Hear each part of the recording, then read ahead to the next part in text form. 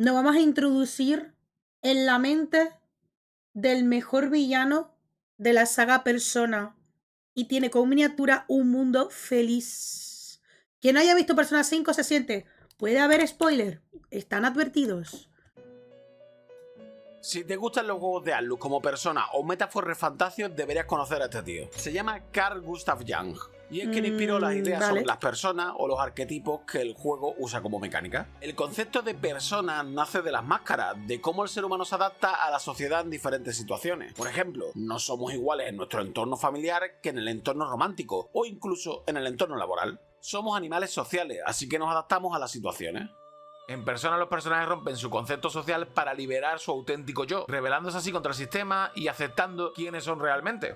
De hecho, en Persona 5 es como mucho más evidente, ¿vale? Porque literalmente liberan a sus personas arrancándose la máscara. Arrancándose la máscara, sí. Es elemental, querido Watson. No es a partir de pistolas que te suicidas o a partir de cartitas del tarot. Spoiler, don Hannah Esta mecánica de adaptación en nuestra personalidad se encuentra de frente con los arquetipos. Pues nuestro carácter no nace de la nada, sino que somos influenciados por las ideas e interpretaciones de la masa. A esta estructura se le llama inconsciente colectivo y son una serie de instintos e ideas que acaban formando los llamados arquetipos. ¿Y qué es un arquetipo? Pues es todo esto un arquetipo. Cada una de las personalidades.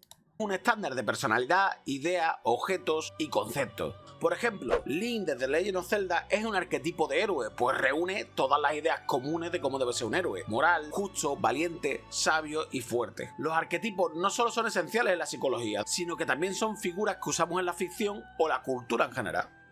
Al igual que Link, tenemos un montón de arquetipos en la ficción para identificarnos rápidamente con los personajes. En el mismo Metaphor tenemos arquetipos como el guerrero, el mago y un montón de clases típicas de los JRPG. Pero si yo te pregunto por arquetipos como el héroe o el villano, vas a tener un montón de ejemplos en videojuegos, en cómics, en películas, que te van a venir inmediatamente a la cabeza. La propia estructura de Persona 5 Royal es puro arquetipo de los shonen. Los jóvenes representan el espíritu de rebeldía de una sociedad corrompida por los adultos, quienes han perdido ese espíritu del bien y se ven corrompidos por su egoísmo. En Persona 5 Royal, los héroes, es decir, los ladrones fantasmas, siempre van a representar el bien, la empatía, el altruismo, la bondad y la libertad, mientras que los adultos, es decir, los villanos, representarán los valores arquetípicos de los villanos: egoísmo, antipatía, control, violencia.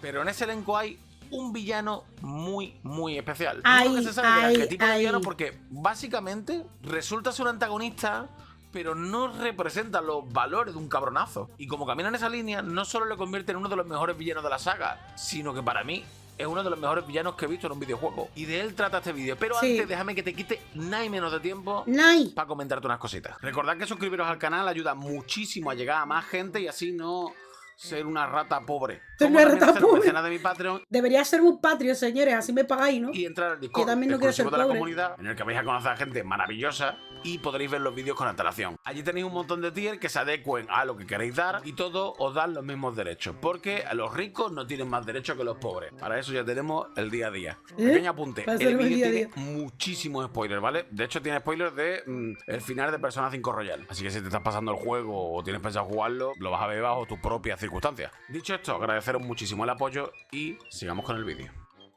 Lo primero es conocer a ese tío. ¿Quién cojones es Takuto Maruki?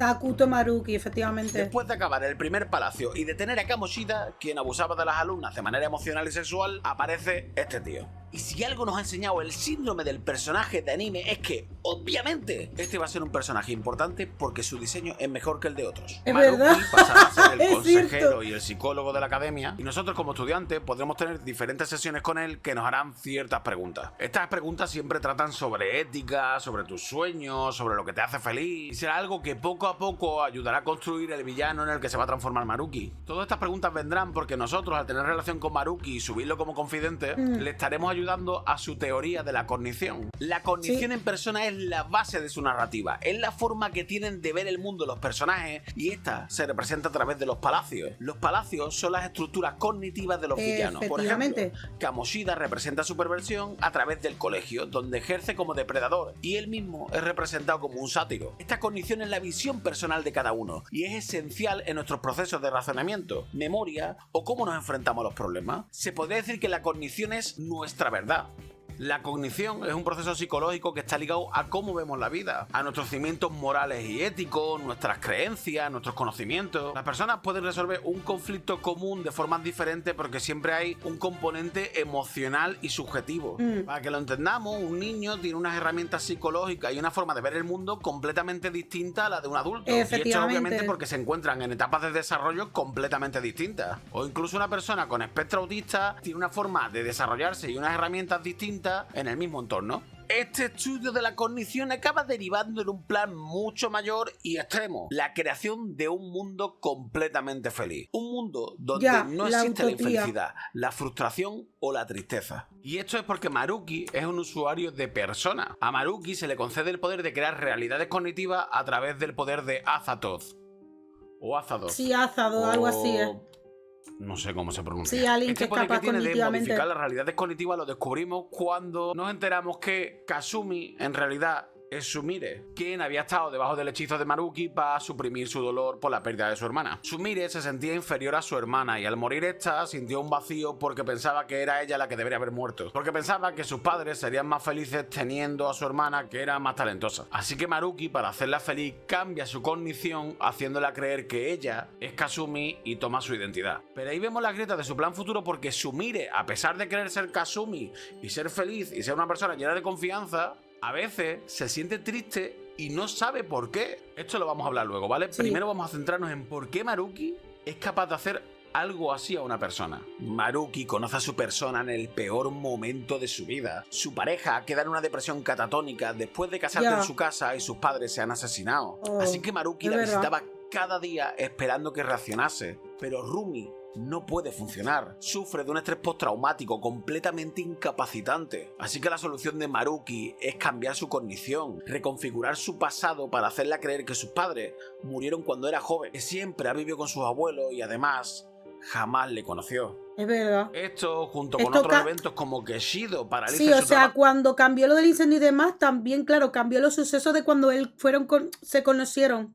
Entonces, cuando a ella supuestamente la curó, no le recordaba. Sobre la condición humana y encima le dé mal uso, como también lo que sucede con Kamoshida en el instituto, hacen que Maruki se sienta como una mierda. Pierde literalmente la esperanza en la sociedad. Así que inicia su plan para cambiar por completo la cognición del mundo, creando un mundo idílico donde no exista el dolor ni la tristeza. Nuestros seres queridos que han fallecido volverán a la vida, nos dedicaremos solo a cosas que nos hagan felices, no habrá frustración, no habrá traumas, no habrá lesiones que nos impiden cumplir nuestros sueños o problemas que nos impidan cumplir nuestros objetivos. Pretende crear una utopía de felicidad a través de la cognición, porque en el fondo Maruki solo quiere ayudar. Maruki solo quiere que el mundo sea feliz y que no sufra tanto como sufrió él. Y esto es maravilloso porque lo convierte en un villano muy interesante, porque es una buena persona que ha perdido el norte hasta convertirse en un villano. Maruki no es una mala persona, es una persona traumatizada,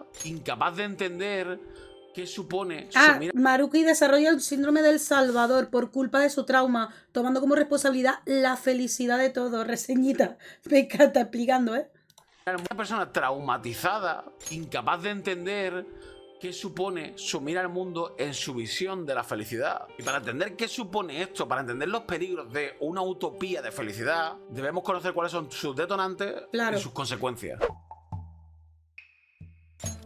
Un mundo feliz. A veces, desde nuestro punto de vista occidental, nos cuesta entender ciertas motivaciones orientales. Sí, es obvio que los valores japoneses y los europeos son completamente opuestos y esto se debe a muchas cosas. La principal es que Japón es una sociedad hermética de cojones. Hermética no lo siguiente. de Tokugawa en 1639, Japón se cerró al mundo para preservar su estructura social y política. Y no se abriría hasta la caída del shogunato de Tokugawa y la instauración de la era Meiji en 1868. Época de, para que lo sepáis, época de Sakamoto Ryoma, que lo jugamos en Laika Dragon Ishin, para que lo sepan.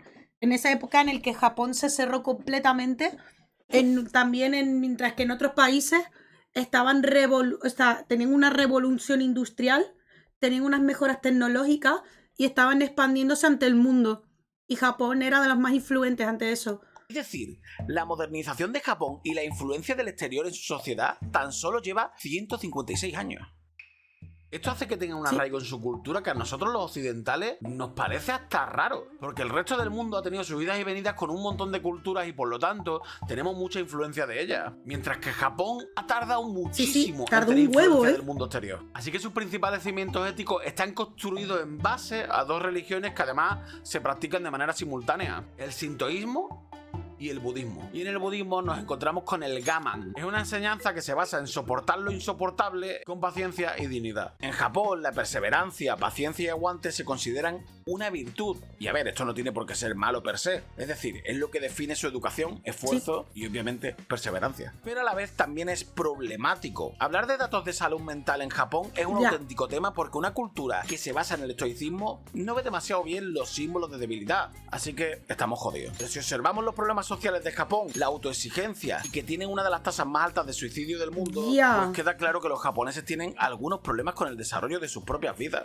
El siglo XXI podría considerarse como uno de los más importantes en la lucha de la salud mental, que hasta hace poco era un poco tabú y tenía bastante mala fama. Pero ahora estamos en un momento de normalización. Ya no solo es una Más o cuestión menos, de acudir al normalización. psicólogo o al psiquiatra, que es lo más importante, ¿vale? Sino que estamos mucho más informados que nunca y además tenemos herramientas y conocimientos para gestionar nuestras emociones. El problema de Maruki nace de una gestión de sus emociones. Lo que sucede con Rumi es horrible y su reacción es natural. El ser humano tiene comportamientos intrusivos o ideas emocionales negativas ante los golpes de la vida. Querer venganza, sentir tristeza, odiar o incluso pecar de soberbia e imponer tu visión al mundo es natural dentro de la paleta de emociones. Ah, mira. Porque todas las Reseñita, ¿cómo? Espérate. Robert Pants defendía las emociones no son ni buenas ni malas, sino representantes de funciones concretas para nuestra supervivencia. ¿Es verdad? Otra y chiquita paleta de colores, ¿no? Vigilancia, furia, frustración, asco, depresión, enfado, agresividad. emociones que sentimos en el Ojo, mundo es natural mola un dentro montón, de la ¿eh? paleta de emociones, porque todas las emociones que sentimos son indicativos y forman parte de nosotros. El psicólogo sanitario Antonio Rodellar declaraba lo siguiente en la BBC: la paleta de colores emocional abarca emociones desreguladas como la tristeza, la frustración, la rabia, la ansiedad o la envidia. No podemos obviar que como seres humanos tenemos ese rango de emociones que tienen una utilidad y que nos dan información sobre qué sucede en nuestro entorno y en nuestro cuerpo. No podemos ignorarlas.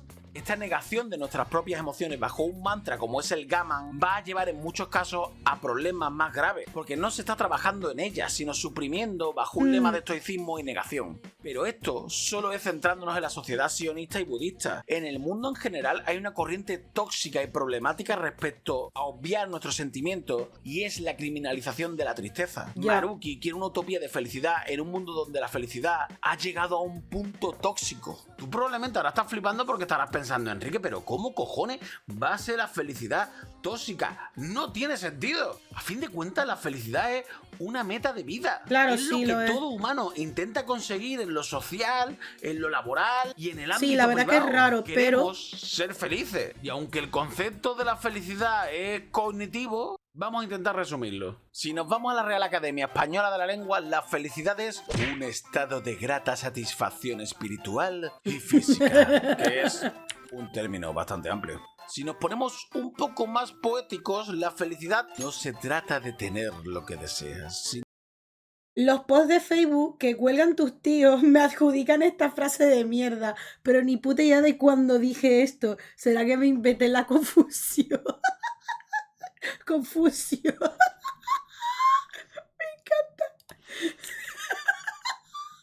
Me encantan reseñas cortas, eres genial. en amar lo que tienes. Para el filósofo y economista Adam Smith, la felicidad no se puede alcanzar sin la virtud, y la virtud es la templanza o el autocontrol. Y para muchos filósofos, la felicidad es el fin último del ser humano.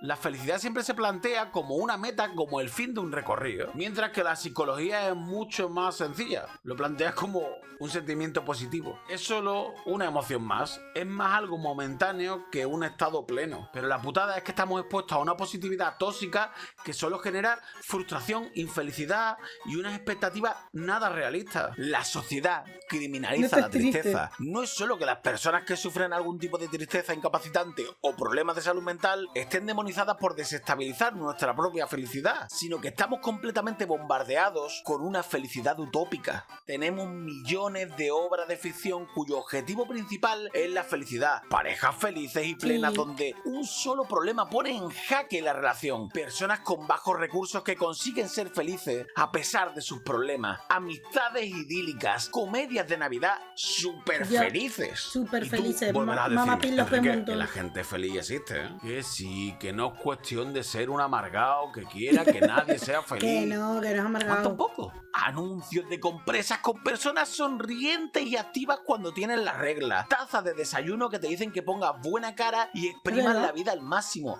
Anuncios donde la gente está enferma y tras tomar un medicamento recuperan la sonrisa. Vamos, no me jodas. Si hasta hay un anuncio donde la gente sonríe pagando impuestos y pidiendo un crédito al banco. ¿Quién cojones es feliz cuando necesita dinero de un banco? Todo este bombardeo de felicidad crea la falsa sensación de que si no sigues esa doctrina, te pasa algo malo. La felicidad se ha transformado en una herramienta de marketing que usan para bombardearnos y crearnos necesidades. Incluso se ha llevado a simplificar la salud mental con comentarios rollo: ¿tienes depresión? Estás de suerte.